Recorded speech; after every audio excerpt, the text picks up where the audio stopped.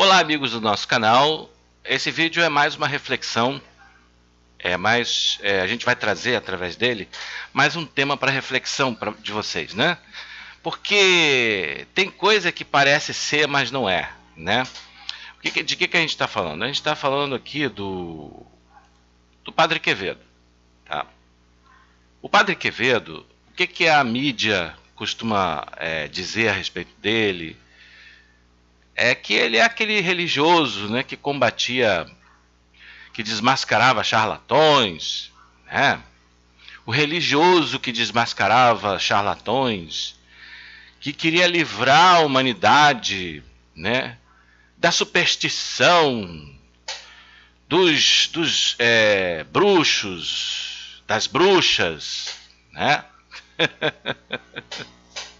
Que queria livrar a humanidade, né, do obscurantismo, da religião, dos curandeiros, e exaltar o poder da ciência, né, da medicina, como se ela fosse onipotente, né?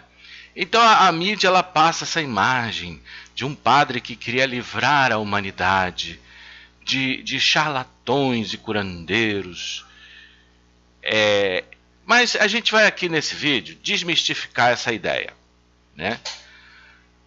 Muitos poderão dizer, mas o que um padre que deveria estar falando do amor de Cristo para as pessoas fica aí, né, xingando os outros de charlatão, fica aí perseguindo a bruxa, caçando bruxa, como se todo mundo fosse bruxa, né? O que faz um religioso?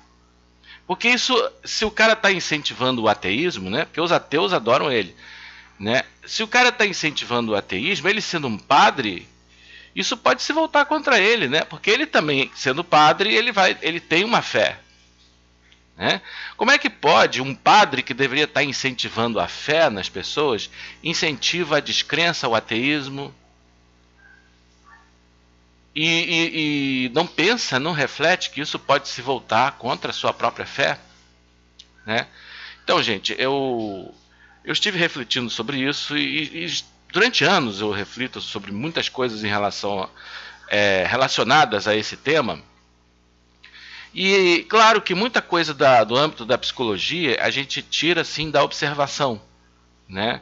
E da convivência com pessoas. Isso é assim, ó, como é que você acha que Freud formulou as suas teorias do complexo de Édipo e essas coisas assim? É da observação, né? Acredito eu. E muita coisa a descoberta do inconsciente. Como é que a psicologia profunda descobriu o inconsciente? Acho que pela observação, né? A partir da observação dos padrões que se repetem no comportamento, no estudo do comportamento humano, você pode daí deduzir, né, a existência de princípios, né, que têm uma certa generalidade, né, que princípios gerais, né, princípios que tem uma certa universalidade por serem padrões que se repetem dentro do comportamento humano, né? E isso é muito fazer da sua vida um laboratório existencial. E eu sempre fui muito religioso e convivi com religiosos de várias religiões.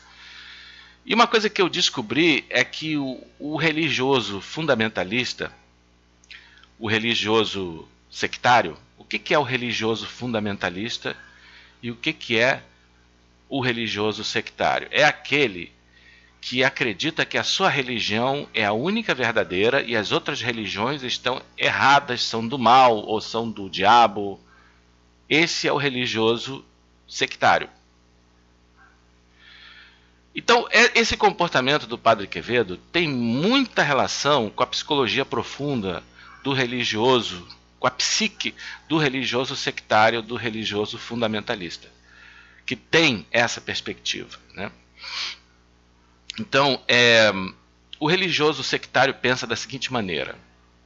E isso eu cheguei a essa conclusão. Claro que isso não é uma verdade absoluta, né? É uma análise que eu estou fazendo, é uma hipótese, né? Mas observando as pessoas, a conclusão que eu cheguei como um padrão que se repete, que eu percebi, é que o religioso fundamentalista, o religioso sectário, ele pensa da seguinte maneira: ou você se converte à minha religião, ou eu vou te transformar num ateu. Eu comecei a perceber que as pessoas religiosas que têm esse tipo de religiosidade sectária, elas se sentem melhor ao lado de um ateu do que com uma pessoa de outra religião, de outra confissão, de outro credo. É uma coisa impressionante. E são sempre essas pessoas que têm essa perspectiva, essa visão sobre a sua religião como sendo a única verdadeira. Então ela funciona assim: ou você se converte à minha religião, ou eu vou te transformar num ateu. Porque é ou a minha religião ou religião nenhuma. Sabe? É aquela pessoa. É a minha opinião ou opinião nenhuma. Isso explica esse comportamento, em parte, esse comportamento do Padre Quevedo, que é uma estratégia da Igreja de Roma, da Igreja Católica, de usar para a psicologia de forma sofística. E é uma coisa que você pode observar isso no Padre Quevedo, pelo fato de que quando os milagres ou os fenômenos paranormais acontecem dentro do âmbito católico, ele não diz que é charlatanismo, pelo contrário, ele afirma: está vendo como é que a religião católica é a única religião verdadeira? Os milagres de verdade só existem dentro dela. Fora da Igreja Católica é tudo charlatanismo, é tudo truque, truque, truque. Então ele vai falar das hóstias sangrando, vai falar de santos incorruptíveis que não, né, ele vai sempre elogiar esses fenômenos paranormais. Mesmo que haja uma explicação científica, eles podem até, para dar uma disfarçada, para não ficar muito evidente, eles podem fazer alguma consideração do tipo: em relação aos santos incorruptíveis, mas tem muita gente que exuma cadáveres, pessoas que trabalham com exumação, que encontram às vezes pessoas que estão enterradas há 5 anos e ainda estão em perfeito estado, e não eram santos. Existe até uma crença uma crença medieval que diz que quando isso acontece, é tão velho isso, que na Idade Média já se conhecia, já tem relatos, registros que se acreditava que eram vampiros. Gente, olha, então ele faz sempre isso. Mas isso aí tem uma coisa mais e tem um outro lado também. Por que o ateu ele vai participar disso? Porque o ateu, que é também na sua maioria fundamentalista, que é também na sua maioria sectário, fanático, não estou dizendo que é todo ateu que é assim não, tá? Mas o ateu, assim, que tem um comportamento parecido mais em relação ao ateísmo, ele diz assim: ou você se converte ao meu ateísmo e acredita só em ciência, ou então eu vou te prender por exercício ilegal da medicina, ou então eu vou te prender por charlatanismo, ou então eu vou te prender por curandeirismo, prática de curandeirismo. É isso que está por trás. Aí o jesuíta, o católico, o religioso, ou qualquer religioso sectário, ele ouve o ateu falar isso e diz: estamos juntos. E eles, quer dizer, a união, o acórdão entre eles é uma coisa que vem espontaneamente. Esse tipo de acórdão entre grandes corporações, a imprensa, junto com a justiça, junto com os poderes políticos, junto com corporações religiosas, como a Igreja Católica, agora eu vou passar a chamar de IC, a IC, igrejas evangélicas, qualquer religião, não estou falando especificamente de nenhuma. Qualquer religião que opere a partir desse paradigma. Mas o que está por trás disso? É uma coisa, eu já falei isso em outros vídeos, é uma coisa política. Ou você se torna como eu, ou eu vou te cancelar. Porque é uma tendência do ser humano de pensar da seguinte maneira, né? Ele quer cancelar o outro, ou seja, cancelar a autoridade, para que o outro se torne como eu. Isso é uma coisa do ser humano, né? É um desejo de dominar, é um amor de dominar, através ou das coisas da ciência ou através das coisas da religião. Porque o amor, o Swedenborg ele fala de 3 amores: o amor do mundo, né? O amor de dominar, não, o amor de si, desculpa, o amor de si, o amor do mundo e o amor de dominar. E essa dominação, ela pode ser através das coisas da ciência, né? Ela pode ser através das coisas da religião, e tanto faz, um e outro, eles acabam se unindo por uma questão de afinidade, porque eles são muito parecidos. Eles são muito parecidos, né? O que acontece é o seguinte: a Igreja Católica, ela matou muito, foi um genocídio na Idade Média, a maneira como matava-se bruxas. Até recentemente, no Paraná, a gente tem casos de pessoas que eram de curandeiros e ciganas e ciganos que foram assassinados, foram queimados vivos dentro de fornos onde se fazia pão. Botava aquelas pessoas dentro de fornos e elas eram queimadas vivas. Isso coisa ainda no século XX ainda aconteceu. Tá, mas já não era mais a Igreja Católica. Provavelmente tinha relação muito mais com o povo que fazia isso. Provavelmente poderia ter, não sei, não posso provar, algum padre ali, né, orquestrando o massacre. O linchamento, né? O que não é linchamento, é queimar vivo, né? A pessoa era queimada viva mesmo, era amarrada ou então trancafiada dentro de um forno. Eles acendiam, botavam lenha e a pessoa queimava viva, né? A Igreja Católica fez isso. Mais de 1 milhão de bruxas foram mortas na Idade Média. Só que tem uma coisa, né? À medida que a sociedade vai evoluindo, à medida que a sociedade vai evoluindo, é claro que com o avanço da democracia, dos direitos humanos, dos valores republicanos, a sociedade vai ficando cada vez mais civilizada e impôs-se a necessidade da separação entre Estado e Igreja. E até então o catolicismo, no século XIX, era a religião oficial do Estado. Então, com o avanço do Estado laico, e mesmo antes disso, a Igreja ela foi cada vez perdendo a influência política para matar pessoas, para queimar bruxas. Então, hoje, a estratégia da IC para queimar pessoas que praticam bruxedos, ou bruxas ou curandeiros. Todas as pessoas que eram queimadas como bruxas na Idade Média eram exatamente essas que o Padre Quevedo, que se você aplicasse reiki, você coloca cristal nos chakras das pessoas, você é bruxa. Você na Idade Média seria queimado vivo. Só que o mundo evoluiu. E hoje as estratégias da Igreja Católica para manter a Inquisição acesa são diferentes. Apesar que já na Idade Média, né, quem queimou, por exemplo, Jordano Bruno, foi a autoridade civil, não foi a Igreja, claro, pressionada pela Igreja Católica, mas foi a autoridade civil, né? Foi a autoridade civil que queimou, e segundo as leis civis. Então a gente vê que esses dispositivos do Código Penal de exercício ilegal da medicina, curandeirismo e charlatanismo, eles são ainda uma coisa que vem da época, é uma herança da época do Império, na época em que o catolicismo era a religião oficial do Estado. Então existem resquícios da influência da Igreja Católica nas leis. Isso vai, né?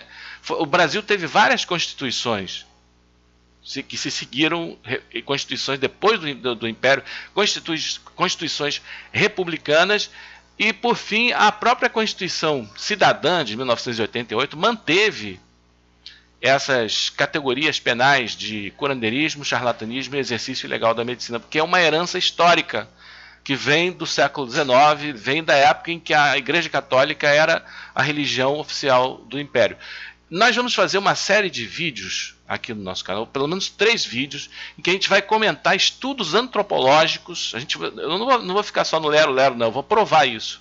Então fiquem de olho nos próximos vídeos que eu vou estar fazendo aqui no nosso canal sobre como esses dispositivos legais de exercício ilegal da medicina, charlatanismo e curandeirismo só serviram para perseguir religiões afro-brasileiras, a pagelança, para prender pajés indígenas, para destruir. Porque olha só, as religiões afro-brasileiras, a chamada encantaria brasileira, a pagelança, que são manifestações que vêm do ameríndio, do índio brasileiro e do escravo africano, ou do. Que o brasileiro, o Brasil, ele é um país sincrético. Não existe uma identidade nem racial e nem cultural. Não existe isso, graças a Deus. O Brasil é uma grande mistura. E existem estudos históricos e antropológicos, né? Inclusive eu vou mencionar uma tese de doutorado que foi defendida pela Universidade Federal eu acho que é de São João del Rei, tá? Não, ou de Juiz de Fora. Não sei, agora não lembro. Uma universidade federal. Eu vou fazer um vídeo, a gente vai estudar esse texto, não ele todo, mas uma parte dele. A gente vai, pelo menos, eu vou ler, inclusive, um ensaio inteiro aqui, junto com vocês, em um vídeo, mas não nos próximos vídeos. Então, fiquem atentos, que a gente vai entrar na parte histórica. E eu vou provar que esses dispositivos legais serviram apenas para perseguir as nossas vovós, que rezadeiras, benzedeiras, que com a sua mão tremendo e a sua voz meiga, cheia de compaixão, rezavam. Crianças que estavam com mal olhado, com espinhela caída, essas coisas assim, né? E também pais de santo, pajés indígenas. A gente vai ver aqui que a grande vítima, né, dessas leis são o negro, o indígena, o caboclo brasileiro e também pastores evangélicos de igrejas pobres, de comunidades pobres. Porque essas pessoas, elas são desprotegidas, elas são... E cada vez, né, isso tende a diminuir à medida que a sociedade vai avançando em termos de democracia e Estado de Direito. É claro que o racismo, esse tipo de discriminação, tende a diminuir. Então, para a manutenção desse tipo de Estado, de status quo, tem que ser cada vez mais sutil. Então eles usam, a ciência sempre concordou com isso, sempre curandeiros indígenas, caboclos e negros, pais de santos, sempre foram presos com o aval da ciência, com o aval da corporação médica e do poder judiciário e da justiça. Na sua maioria composto de ateus, tá? E a igreja ali no meio, os jesuítas, eles foram os maiores agentes da Inquisição. Então o Padre Quevedo, ele é um agente como esse. Agora, o que acontece é que os jesuítas, eles provavelmente não vão mais usar um padre para ficar nessa frente de trabalho. Provavelmente o Padre Quevedo foi o último dos moicanos. Eles não vão mais utilizar esse tipo de estratégia. Agora a tendência é deles, inclusive, terem intelectuais pagos pela igreja, pela Contra-Reforma, pela Companhia de Jesus, pelos jesuítas, pela IC, para atuar de forma totalmente sigilosa. Ele não vai nunca dizer quem é que está financiando, quem é que está patrocinando ele. Mas com certeza, muitos desses que ficam na internet, não vou citar nomes aqui, que ficam, né, querendo desmascarar charlatões e não sei o quê, né, curandeiros, provavelmente, eu não tenho como provar isso, provavelmente estão sendo pagos pela Igreja Católica, estão sendo patrocinados pela IC. De vez em quando eu falo, não era para falar, não quero. Eu não sou contra a religiosidade católica, eu acho a religiosidade católica belíssima, eu admiro a fé que as pessoas têm, independente do credo. E isso tem uma outra coisa também. Eu, atualmente, que existe, eu falei do religioso fundamentalista e do religioso sectário.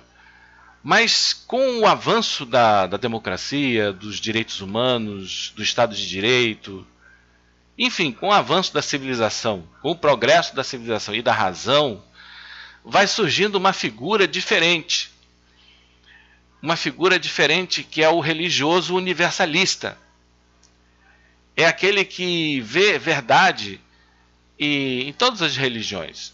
Claro que existem seitas perigosas, existem. Isso aí é uma coisa que a gente deixa de lado. Mas, na sua maioria, todas as religiões possuem verdades e eu quase posso concluir que todos os caminhos levam a Deus. Por isso que eu defendo o potencial espiritual humano. E esse tipo de religioso, ele é o que mais desperta o ódio e a contrariedade tanto do religioso fundamentalista quanto do ateu fundamentalista. Do ateu que acha que tem que ser só ciência. Né? Não precisa mais de religião porque temos a ciência. Esse tipo de religioso ele desperta muito ódio. Geralmente são esses que estão muito envolvidos com a magia, né? E a gente vai mostrar também que o Código Penal ele ainda demoniza e criminaliza a magia sem qualquer argumento para isso. Simplesmente a gente vê que o preconceito é meramente religioso. É uma herança da Inquisição e da Idade Média, que ainda existe no nosso Código Penal. Que o Código Penal chega ao ponto de falar de bruxedos como crime. A prática de bruxedos, olha só que loucura. Então, sem dúvida, é uma herança da Idade Média. E esse tipo de religioso universalista, que vê a verdade em todas as religiões, ele incomoda muito o sistema. Porque é esse que vai denunciar esse tipo de inquisição, é esse que vai trazer valores de tolerância, é esse que vai defender os valores humanos, os direitos humanos, a liberdade de crença, a liberdade de consciência para todos. É esse que vai enxergar sabedoria nas tradições ancestrais. É esse que vai enxergar verdades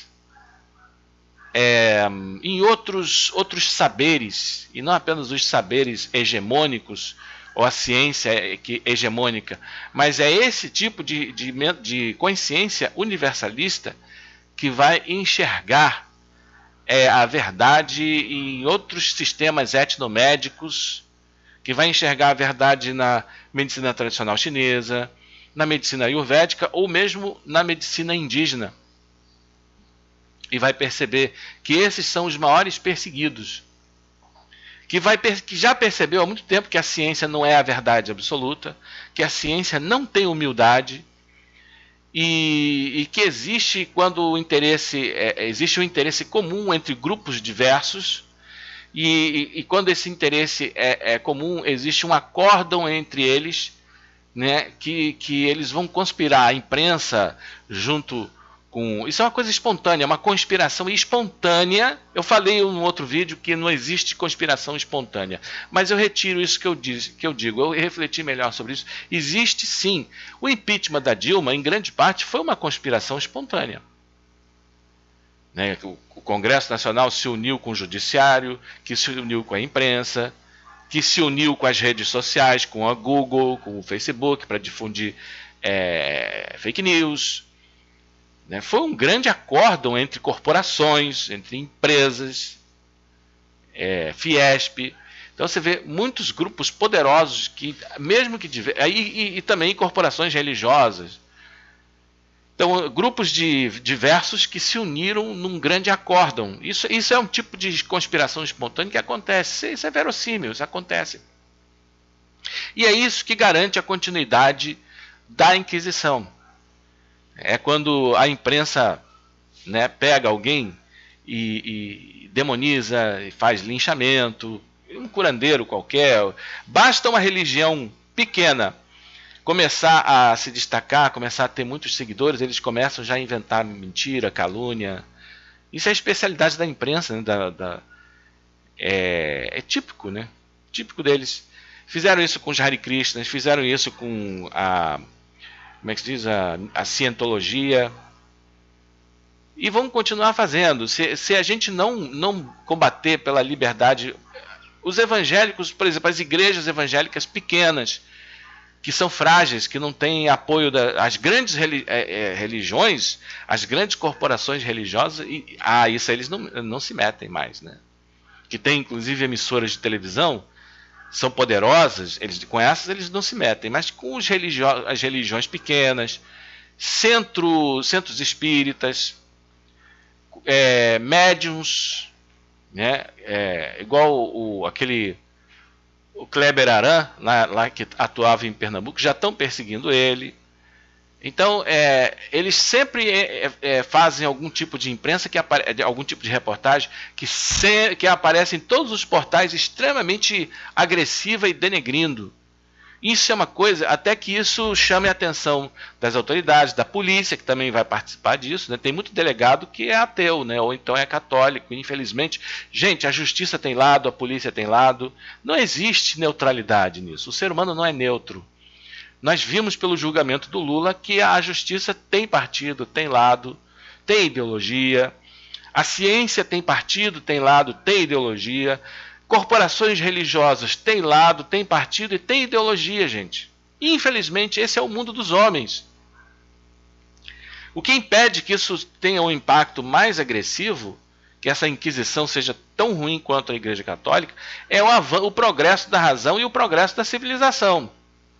Mas enquanto houver esse tipo de acórdão, e isso não for desmascarado, enquanto as verdadeiras intenções da psique profunda, enquanto a gente não conseguir enxergar na psicologia profunda humana essas intenções, essas tramóias, esses preconceitos, né, a gente vai sempre cair na ingenuidade de acreditar nessas coisas e até subconscientemente participar de linchamentos, de demonizações e perseguições e manipulações. Tá, gente? Então era isso que eu queria deixar, a mensagem que eu queria deixar para vocês era essa, né? E até o nosso próximo vídeo. Olha aqui ele aqui, né? Você acha mesmo que dá para levar a sério? Tá? Até o nosso próximo vídeo, se assim Deus o permitir. Até mais.